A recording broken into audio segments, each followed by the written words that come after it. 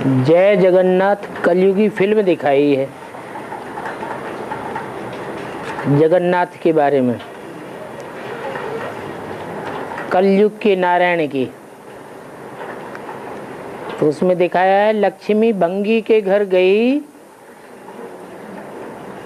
तो जगन्नाथ ने लक्ष्मी को त्याग दिया।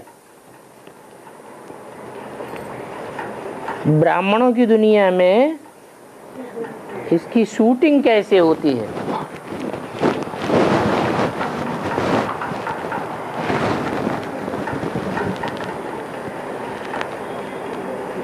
जो भी कथा कहानियां हैं वो संपन्न स्टेज की यादगार हैं या अधूरे पुरुषार्थ की यादगार हैं? संपन्न स्टेज की यादगार हैं। और लक्ष्मी अथवा नारायण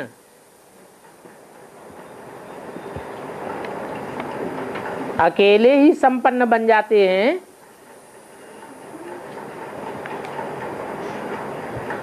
या कोई और आत्माएं भी साथ में संपन्न बनती है तब विष्णु कहा जाता है? कोई आत्माएं और भी हैं।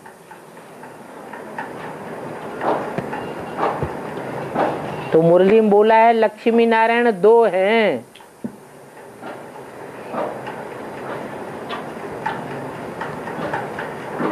एक सतयुग के लक्ष्मी नारायण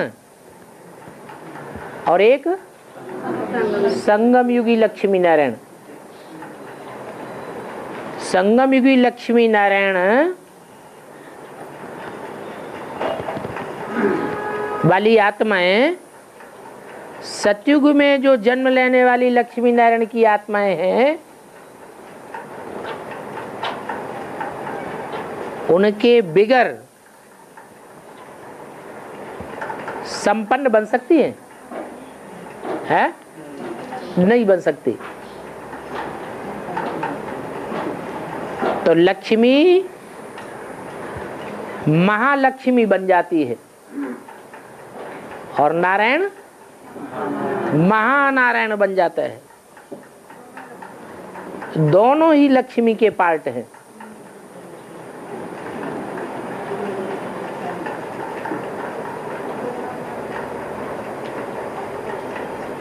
तो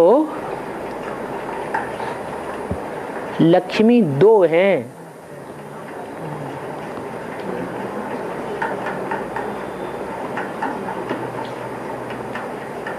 और जो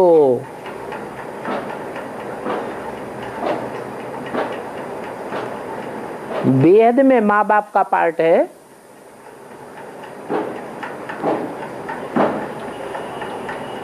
वो प्रैक्टिकल में कौन है? बेहद की माँ कौन है और बेहद का बाप कौन है?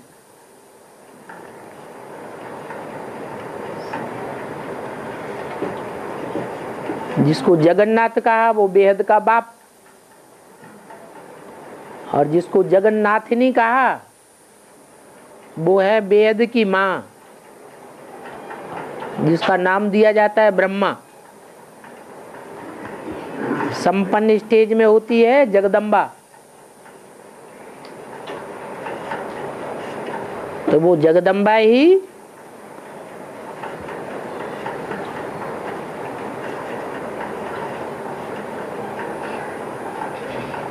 भंगी के घर जाती है।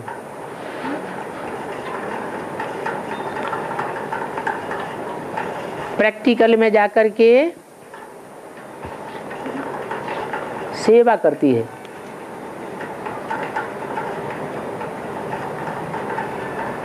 भोग भी ग्रहण करती है।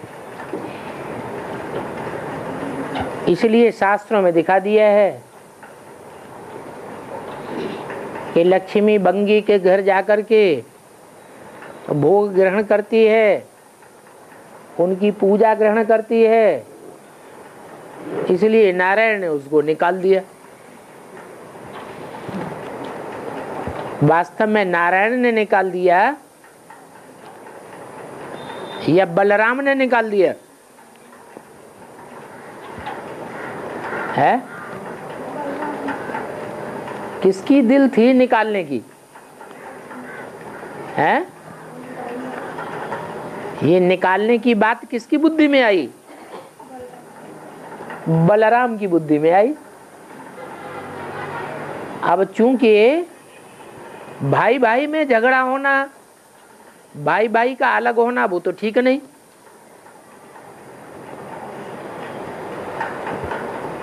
और छोटे भाई को बड़े भाई की बात माननी भी पड़ती है।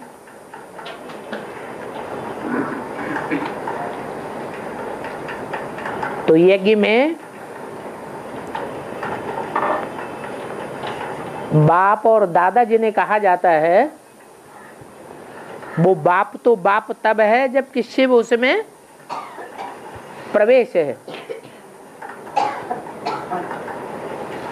अगर शिव प्रवेश न हो तो वो राम वाली आत्मा यज्ञ में बाद में आई,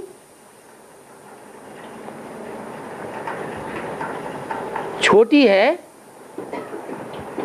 या ब्रह्मा बाबा के मुकाबले बड़ी है? बड़ी है। अगर बड़ी है तो परिवार में बैठ करके ब्रह्मा से नॉलेज लेती है प्रैक्टिकल में या देती है? आदि में, बेसिक में लेती है कि देती है? लेती है। तो छोटी हुई या बड़ी हुई? छोटी हुई। तो वो है छोटा जगन्नाथ जिसे कहा गया, और वो है बड़ा जिसे नाम दिया बलराम।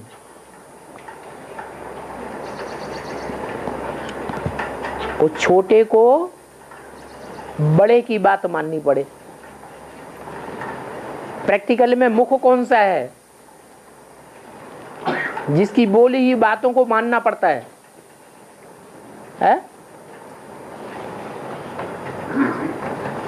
राम वाली आत्मा को भी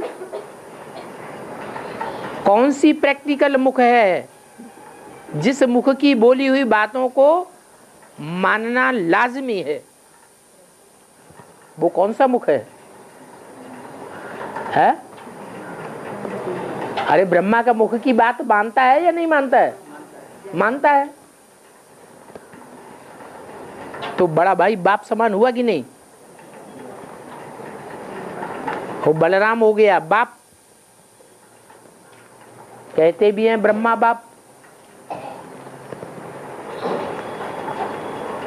अगर उसकी बात नहीं मानेंगे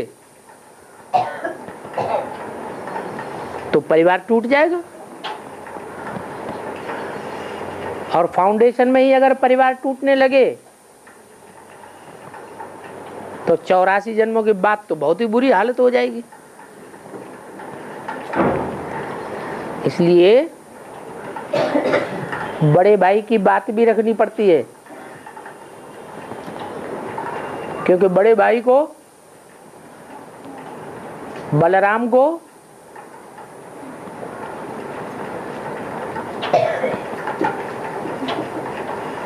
ये आशा थी कि मैं बड़ा बनूं तो मेरी बात मानी जाए। तो बात माननी पड़ती है। इसलिए जगदम्बा वाली ही आत्मा और धर्म वालों से और वर्ण वालों से, शूद्र संप्रदाय से जाकर संपर्क संसर्ग करती है, और वो भी लक्ष्मी का ही रूप है। दोनों आत्माओं के स्वभाव संस्कार जब तक मिलकर एक नहीं होंगे, लक्ष्मी और महालक्ष्मी के, तब तक संपन्न स्टेज नहीं बनेगी। और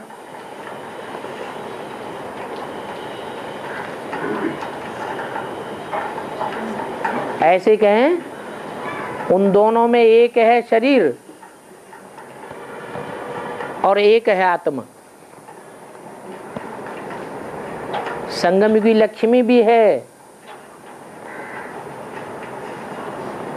तो भी उस लक्ष्मी के पार्ट में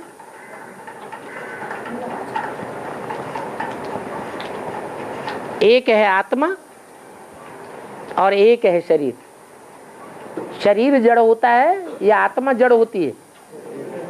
शरीर जड़ होता है। तो जगदम्बा का पार्ट जड़त्वमयी आत्मा का है।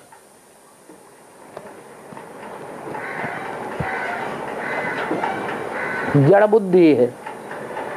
बाप को पहचान करके भी बाप को भूल जाती है। तो जड़त्वमयी बुद्धि कहें या चैतन्य बुद्धि कहें? चैतन्य बुद्धि नहीं कहेंगे। लक्ष्मी का पार्ट ऐसा नहीं है, वो आत्मा का पार्ट है। एक बार पहचान लेगी तो पहचानने के बाद फिर भूलना नहीं हो सकता। और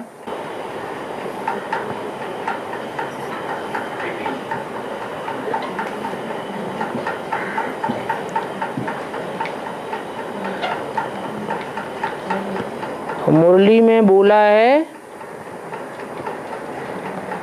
कि चिड़ियों ने सागर को सुखाया।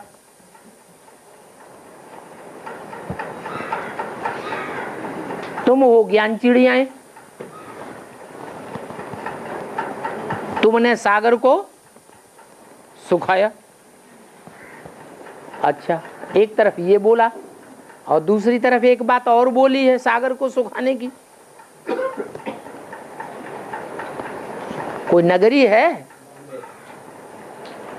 बॉम्बे नगरी के बारे में बोला है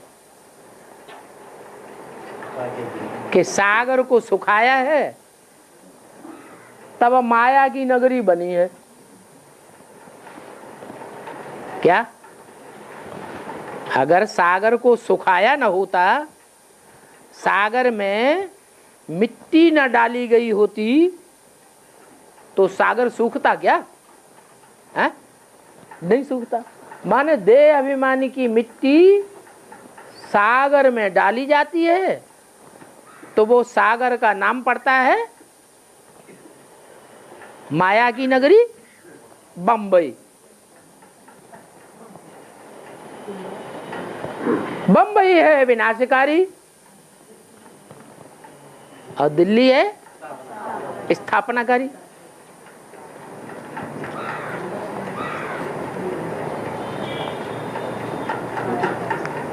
तो ये सुखाने वाली बात क्या हुई?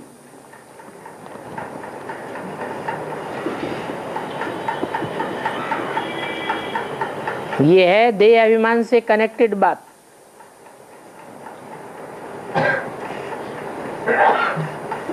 शिव ज्ञान सूर्य है या सागर है?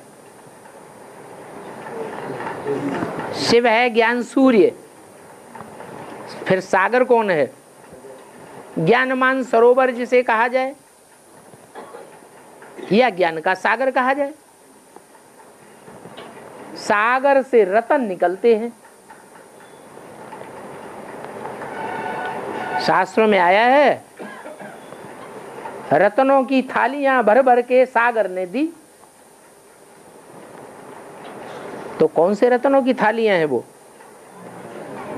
ये ज्ञान रत्नों की थालियां हैं जो मनन चिंतन मंथन से ज्ञान सागर से निकलती हैं। तो सागर तो है ज्ञान का सागर, लेकिन चिड़ियों की चोंच में जो जल फंस जाता है वो फिर कहाँ डाला जाता है?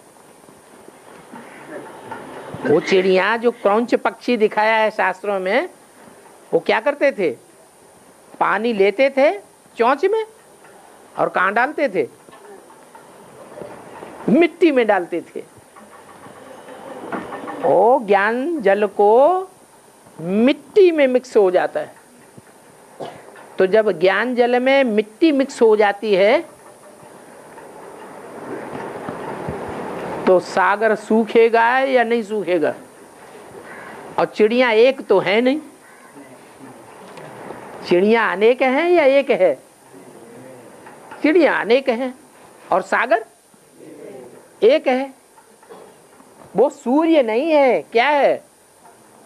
सागर है। वो सागर पहले कभी एक होता है सृष्टि के आदि में, और द्वापर युग से वो ही सागर कितने हिस्सों में बट जाता है? 7 हिस्सों में बट जाता है। जो 7 हिस्सों में सागर बटता है, वो बांटने का काम मिट्टी करती है, महाद्वीप करता है, कि सागर स्वयं बट जाता है? तो देह अभिमानी की मिट्टी सागर से ऊपर आ जाती है। तो ग्रुप्स हैं उन चिड़ियों के, 7 प्रकार के ग्रुप्स हैं विधर्मी, जो सागर को भी खंडित कर देते हैं। सागर भी 7 हिस्सों में बट जाता है। बाप आते हैं तो बटे हुए सागर को, बटे हुए महाद्वीपों को फिर एक में समा देते हैं। तो सारी कमाल देह अभिमानी की मिट्टी की है। बाप प्रवेश करते हैं तो देह अभिमानी की मिट्टी खलास हो जाती है, क्योंकि बाप है सिर्फ आत्मा, सदा शिव। उसमें देह अभिमानी की मिट्टी का नाम निशान भी नहीं है।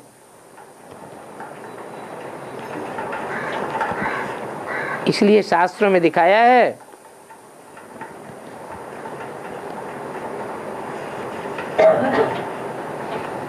कि क्रौंच पक्षी हैं, उनके अंडी बच्चों को सागर बहा बहा के ले जाता है। वो बार बार अंडे देती है और सागर बार बार उनका परिवार नष्ट कर देता है। तो बाबा का ज्ञान इसे दुनियादारी के संबंधों को, परिवार के संबंधों को बढ़ाने वाला है या खत्म करने वाला है? खत्म करने वाला है। ये जो दुनियादारी के संबंध है, मेरा मेरा मेरा मेरा मेरा, बाबा का ज्ञान, जो ज्ञान सागर बाप का ज्ञान जल है, वो मेरा मेरा खत्म करने वाला है। तो क्रौंच पक्षियों को आ जाता है क्रोध। क्या? वो क्रोध में आकर के पक्का कर लेते हैं कि हम इस सागर को क्या करेंगे? हम सुखाए देंगे। तो ऐसा करते करते अब चिड़ियां क्या सागर को सुखाएंगी? क्योंकि वो तो प्रयास कर सकती है सिर्फ बूंद बूंद लेकर के मिट्टी में डालने का। ऐसे तो सागर सूखेगा नहीं। तो उनके प्रयास की लगन को देख करके अगस्त ऋषि को रहम आ जाता है। हाँ, वो सारे सागर को उठा के पी लेते हैं। तो सारा सागर जब उठा के उन्होंने पी लिया, वो बात कहाँ की है? कौन है जो सारे ज्ञान सागर को उठा के पी लेता है? उसके अलावा और कोई दूसरी आत्मा नहीं है जो सारे ज्ञान सागर को हप करे। उसने ज्ञान सागर को पी लिया, फिर कहावत पड़ गई कि चिड़ियों ने सागर को हप कर लिया। तो कभी चिड़ियां सागर को हप करती हैं, कभी सागर को अगस्त ऋषि पी जाते हैं। ये कथा कहानियां शास्त्रों में बनाई हैं, बनाने वालों ने बनाई हैं। जरूर संगम युग में उन कथा कहानियों का अनुभव किया है। प्रैक्टिकल में, तो कथा कहानियां बनाई गई।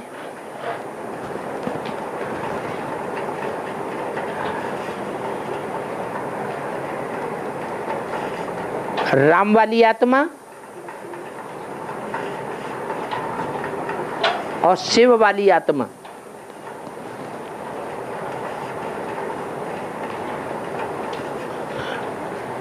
दोनों ही निराकारी स्टेज में हैं। फिर दोनों में अंतर क्या है? एक अल्पकाल के लिए है और एक सदाकाल के लिए निराकारी है। तो जो अल्पकाल के लिए निराकारी बनती है उसको परिवर्तन किया जा सकता है। जो सदाकाल के लिए निराकारी है, सदा शिव है, उसको परिवर्तन नहीं किया जा सकता। तो सागर को जो सुखाने वाली बात है कि सारा ज्ञान जल सूख गया,